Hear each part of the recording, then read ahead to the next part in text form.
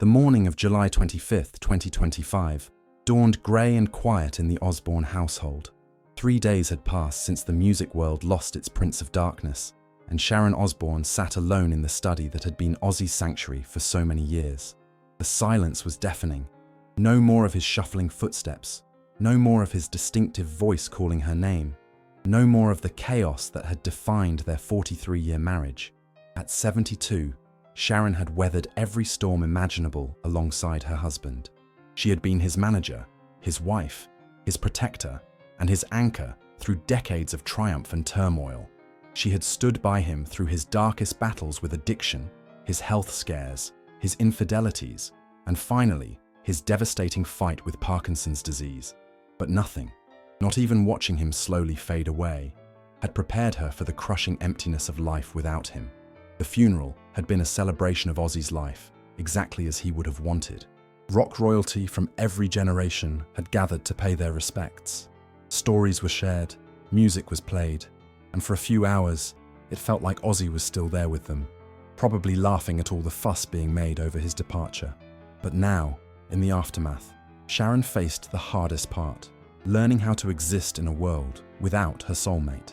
If you're already feeling the emotion, please hit that like button to show your support. This deeply personal story deserves to be shared and remembered. The past 3 days had been a blur of arrangements, condolences, and the administrative nightmare that follows any death. Sharon had handled it all with the same steely determination that had made her one of the most formidable managers in the music industry. But in the quiet moments between phone calls and meetings, the grief would hit her like a physical blow, leaving her gasping for air. Their children, Amy, Kelly, and Jack, had been wonderful, taking turns staying with her, making sure she ate, fielding the endless stream of visitors and reporters. But even surrounded by family, Sharon felt utterly alone. For 43 years, Ozzy had been her constant companion, her partner in every sense of the word. They had built an empire together, raised a family together, survived scandals and tragedies together. How was she supposed to navigate this new reality without him? The house felt different now, too quiet, too still. Gone were the sounds that had marked the rhythm of their daily life. Ozzy's morning coughing fits, the shuffle of his slippers on the hardwood floors, his voice calling out random observations or asking where she'd put his glasses. Even the dogs seemed subdued, as if they understood that something fundamental had changed in their world. Kelly found her mother that morning, sitting in Ozzy's chair with a cup of tea that had long gone cold. The chair still smelled like him, a mixture of his cologne, cigarettes, and something indefinably Ozzy that no amount of washing could ever remove. "Mum," she said gently, "there's something Dad wanted you to have. We found it in his desk drawer with specific instructions that you should only read it after everything was settled." Sharon looked up with red-rimmed eyes as Kelly placed a thick envelope in her hands. Her name was written across the front in Ozzy's unmistakable handwriting, shaky from the Parkinson's but still recognizably his. Underneath, in smaller letters, he had written, "For my Sharon, the woman who saved my life every single day." "He wrote this months ago," Kelly explained, her own voice breaking. "Jack and I found it with his other papers. There was a note attached saying we should give it to you when you were ready, but not at the funeral. He wanted you to read it in private, in your own time." The envelope was thick, heavier than expected. Sharon could tell it contained multiple pages, and she wondered how long it had taken Ozzy to write it. The Parkinson's had made writing increasingly difficult for him in recent years. Simple tasks like signing autographs had become monumental challenges, yet somehow he had found the strength and determination to craft what appeared to be an extensive letter. Sharon's hands trembled as she held the envelope. After 43 years of marriage, she thought she knew everything about Ozzy. They had shared their deepest secrets, their worst fears, their greatest joys. But this felt different. This felt like a final revelation, a last gift from the man who had been the center of her universe since she was barely more than a teenager. "Would you like me to stay?" Kelly asked softly, but Sharon shook her head. "No, darling. This is something I need to do alone." She paused, looking at her daughter with eyes that held 4 decades of love and pain. "But thank you for everything. Your father would be so proud of how you've all handled this." Kelly kissed her mother's forehead and quietly left the room, closing the door behind her. Sharon was alone with Ozzy's final words to her, alone with whatever truths he had chosen to share in his last letter. The letter had been written over several weeks, she could tell. The handwriting varied from page to page, sometimes steadier when he was having a good day, sometimes barely legible when the Parkinson's was particularly cruel. But every word was deliberate, every sentence carefully crafted with the kind of emotional honesty that Ozzy had always struggled to express verbally.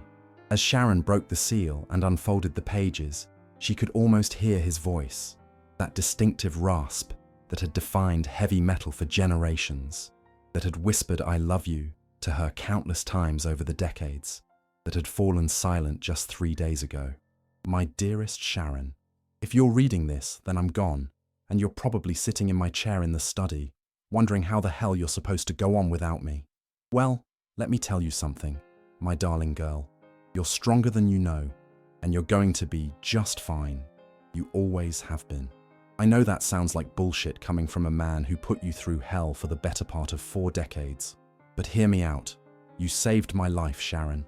Not once, not twice, but every single day we were together. From the moment you pulled me out of that hotel room in 1979, when I was nothing but a washed-up drunk who'd been kicked out of his own band, to the day I die, you have been my lifeline, my anchor, my reason for being. Do you remember when we first met in 1970? You were just 18, this beautiful, fierce, brilliant girl, and I was this scruffy rocker who couldn't believe someone like you would even look at someone like me. Your father was managing Black Sabbath, and I used to make excuses just to hang around the office, hoping I'd catch a glimpse of you. I fell in love with you from a distance long before we ever had our first real conversation. You had this way of carrying yourself, this confidence that was both intimidating and absolutely mesmerizing. Even at 18, you had more business sense than most of the men twice your age who were running the music industry. You could walk into a room full of record executives and immediately command respect. I watched you handle your father's affairs with a professionalism that belied your years, and I knew you were something special. It took 9 years for me to work up the courage to do anything about it. 9 years of watching you grow into this incredible woman, this force of nature who could run circles around every man in the music business. When your father fired me from Sabbath, I thought my life was over. I was drinking myself to death in that hotel, convinced that I was worthless, that I'd blown the only chance I'd ever have to matter. I remember that day so clearly, Sharon. I was lying in my own vomit, too drunk to even remember what city I was in, when you walked through that hotel room door like an avenging angel. You took one look at me, and instead of running away, which any sensible person would have done, you rolled up your sleeves and got to work. You cleaned me up, sobered me up, and started talking about the future like I actually had one. Then you walked into my life like an avenging angel, and everything changed. You didn't just save my career, you saved my soul. You saw something in me that I couldn't see in myself. You believed in me when I'd given up believing in anything. You took this broken, pathetic excuse for a man and somehow helped him become someone worth loving. I know our marriage hasn't been easy. Christ, that's the understatement of the century, isn't it? I put you through things that no woman should ever have to endure. The drinking, the drugs, the violence, the infidelity. I look back on some of the things I did, and I don't know how you didn't walk away. I don't know how you found the strength to keep fighting for us when I was doing everything I could to destroy what we had. That night in 1989, when I tried to strangle you, Jesus, Sharon, I still wake up in cold sweats thinking about that. The look in your eyes, the terror, the realization that the man you loved had become someone who could hurt you. I should have lost you that night. Any rational woman would have pressed charges, would have taken the kids and run as far away from me as possible. But you didn't. You got me help. You stood by me through the rehab, and somehow you found it in your heart to forgive me. That's when I knew you were extraordinary. Not just because you're beautiful or brilliant or talented, though you're all of those things, but because you have this capacity for love that defies logic. You love people not in spite of their flaws, but because you see the potential for goodness in everyone, even when they can't see it themselves. You never gave up on me, Sharon. Not when I relapsed in 2013. Not when I cheated on you in 2016 and broke your heart all over again. You could have left me so many times, and God knows you would have been justified, but you stayed. You fought for our marriage when I wasn't strong enough to fight for it myself. Do you know what you said to me when we renewed our vows in 2017? You said, "I've never loved anyone as much as I've loved you, and our relationship hasn't been rainbows and roses the whole time. And it's been really tough. But that's life, isn't it? I just know that my life is better with you in it than it is without you." Those words meant more to me than every award, every platinum album, every accolade I've ever received. You gave me 3 beautiful children who somehow managed to turn out to be incredible human beings, despite having a madman for a father. Amy, with her fierce independence and artistic soul. Kelly, with her strength and her heart that's bigger than Birmingham. Jack, with his intelligence and his compassion and his ability to see the best in everyone. They are the greatest achievement of my life, and they wouldn't exist without you. But more than that, you gave me a family. You took this working-class kid from Aston who never thought he'd amount to anything and made him part of something bigger, something meaningful. You created a home where love could flourish despite the chaos, where our children could grow up knowing they were cherished, where even an old metalhead could learn what it means to belong somewhere. You turned me into a better man, Sharon. Not perfect. Christ knows I was never that, but better. You taught me that love isn't just about the good times.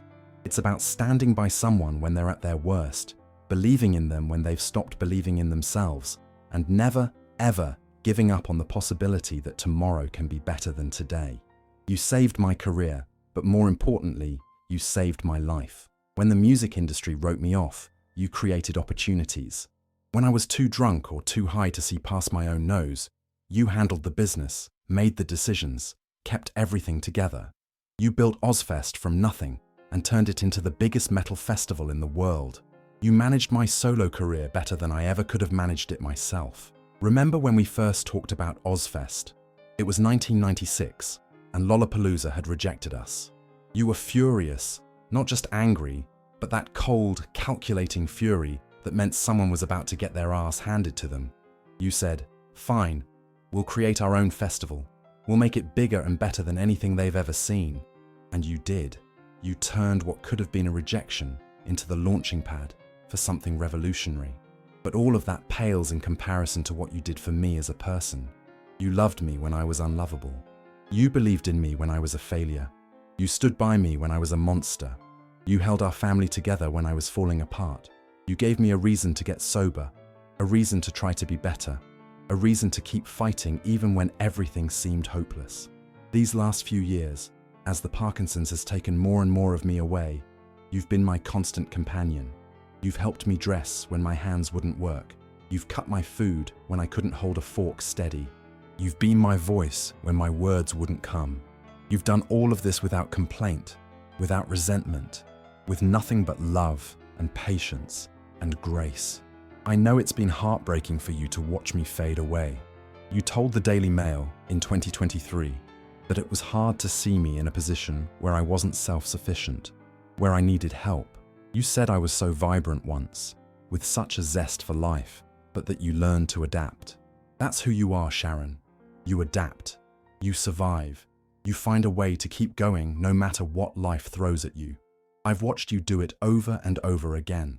When I was arrested for attempted murder, you adapted. When I relapsed, you adapted. When I cheated, you adapted. When I got sick, you adapted. You never let circumstances defeat you. You never let my failures become your failures. You just found new ways to love me, new ways to support me, new ways to keep our family together. I need you to keep doing that now. I need you to adapt to life without me, as impossible as that seems. I need you to find a way to keep going, to keep being the incredible woman you've always been. Our children need you. Our grandchildren need you. The world needs you. I know you're going to want to curl up in that study and never come out. I know you're going to want to just give up, to let the grief consume you.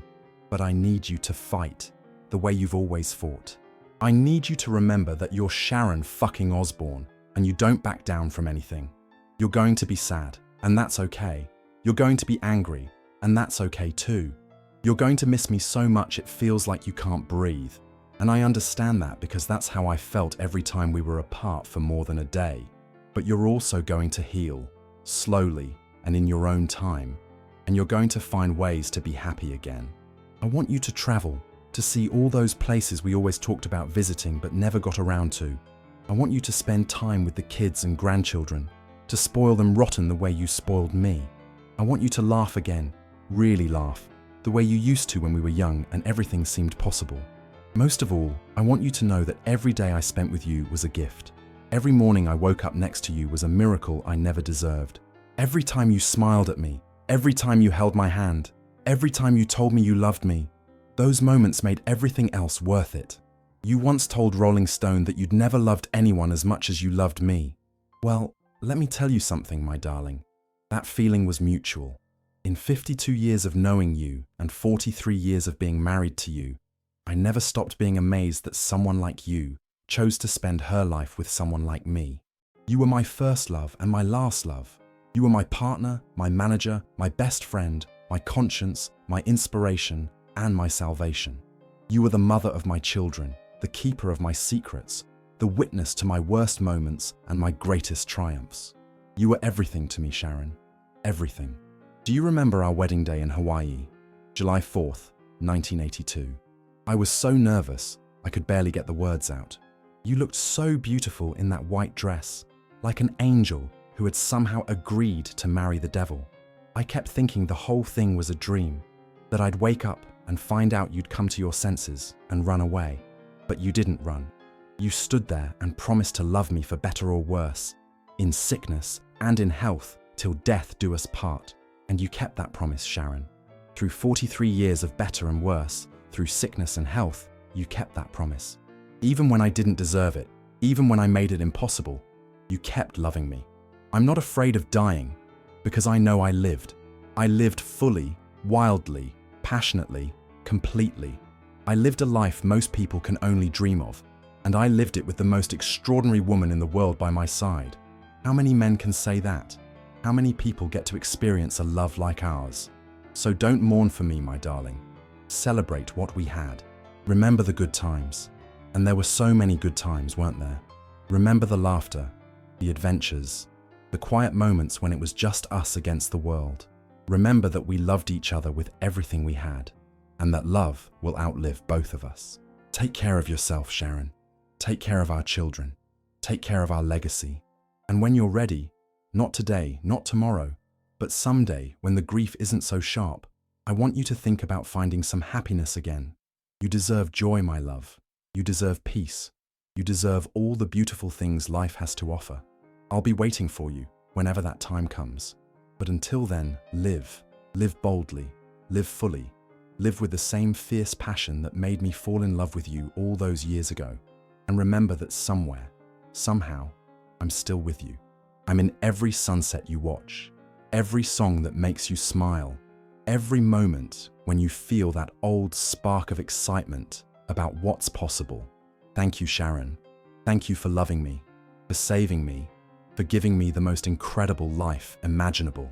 Thank you for being my wife, my partner, my everything. Thank you for 43 years of magic, mayhem, and the most epic love story rock and roll has ever seen. I love you now and always, until the end of time and beyond. Your devoted husband, Ozzy. P.S. I know you're going to want to keep all my things exactly as they were, but please don't turn the house into a shrine. Live in it, change it, make it yours. And if you ever decide to write that book about our love story you always talked about, make sure you tell them the truth, that it wasn't perfect, but it was real, and it was ours. P.P.S. Check the safe behind the painting in the bedroom. There's something in there for you, something I've been saving for years. Consider it a final gift from a man who never deserved you, but was grateful every day that you were his. P.P.P.S. And Sharon? Don't let them sanitize our story. Don't let them turn it into some fairy tale. Tell them about the fights, the mistakes, the times we almost didn't make it. Tell them that real love isn't about finding someone perfect. It's about finding someone whose imperfections complement your own. Tell them that we fought like hell for each other, and that made all the difference. By the time Sharon finished reading, she was sobbing so hard she could barely breathe. The letter fell from her hands as 43 years of memories crashed over her like a tidal wave. Their first meeting when she was just 18, their wedding day in Hawaii, the birth of their children, The fights, the reconciliations, the laughter, the tears, the impossible journey they had taken together from young lovers to grandparents. She could hear his voice in every word, could feel his presence in every carefully crafted sentence. This wasn't just a goodbye, it was a love letter, a thank you note, a final declaration of the epic romance that had defined both their lives. The tears came in waves, each memory triggering fresh sobs. She remembered the early days when they were building his solo career from nothing, working 18-hour days and living on takeout and dreams. She remembered the first time he told her he loved her, drunk and rambling in a hotel room in Detroit, the words barely comprehensible, but the emotion crystal clear. She remembered their children as babies, how Ozzy would sit with them for hours, singing heavy metal lullabies in that unmistakable voice.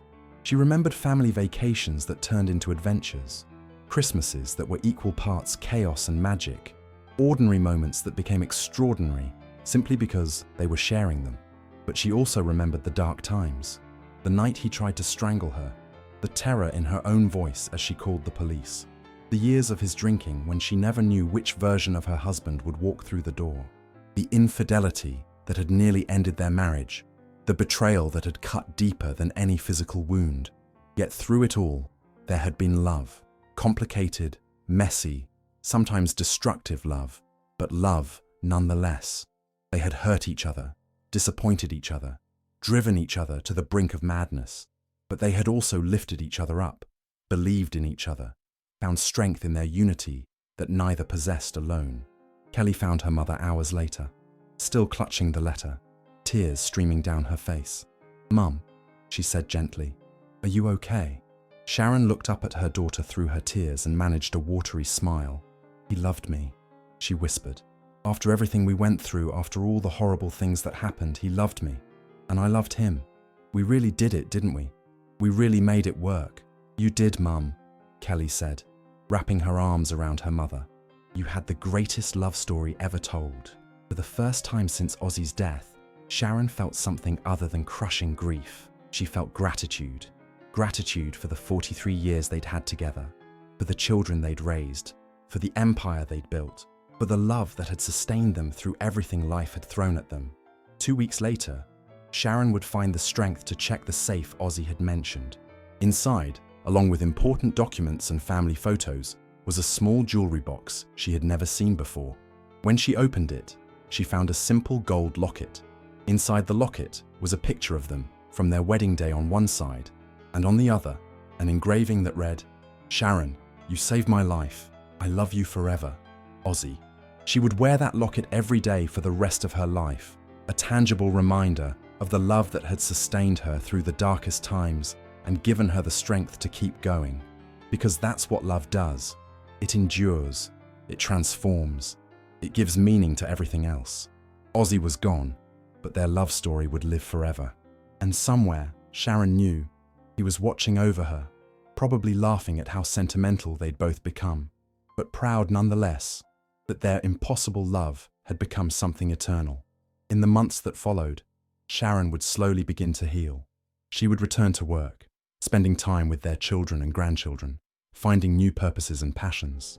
She would honor Ozzy's request not to turn their home into a shrine, making small changes that reflected her own personality while keeping the memories alive. And sometimes, in the quiet moments when the grief threatened to overwhelm her again, she would reread his letter and remember that she had been loved completely, desperately, eternally by a man who had chosen her above all others. That knowledge, that certainty, would carry her through the rest of her days. The Prince of Darkness had left the building, but his greatest legacy wasn't his music or his fame. It was the love he had shared with a remarkable woman who had stood by him through everything. And that love, Sharon realized as she held his final letter to her heart, would never truly die. If this story touched your heart, please hit that like button and share it to honor the incredible love story between Ozzy and Sharon Osbourne. Their 43-year marriage reminds us that true love isn't about perfection. It's about commitment, forgiveness, and the willingness to fight for each other, no matter what life throws your way.